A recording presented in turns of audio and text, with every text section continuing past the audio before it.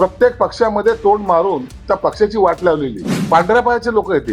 हे जिथं जातील तिथं काही ना काही सत्यानाशच करतील, चांगलं काम हे करणारच नाही. आताही तुम्ही कालची जी प्रेस पाहिली असेल तर त्या खासदारांना अक्षरशः शिव्या देण्याचा प्रकार त्यांच्या नेत्यांनी केलेला आहे.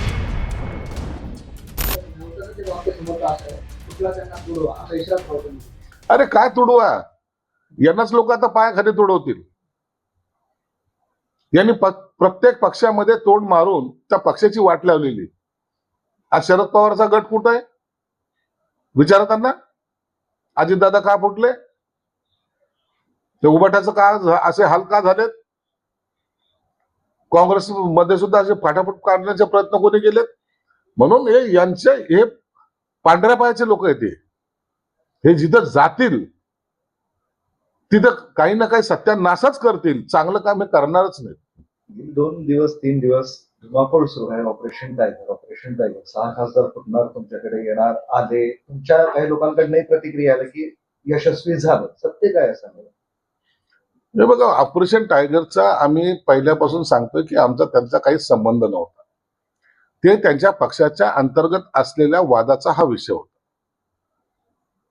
अनेक टर्म निवडून आलेले खासदार असतील किंवा पदाधिकारी असतील, यांना योग्य वागणूक मिळत नव्हती हे त्यांनी वारंवार पक्षाच्या त्यांच्या नेत्यांना सांगितलंय. आताही तुम्ही कालची जी प्रेस पाहिली असेल तर त्या खासदारांना अक्षरशः शिव्या देण्याचा प्रकार त्यांच्या नेत्यांनी केलेला आहे.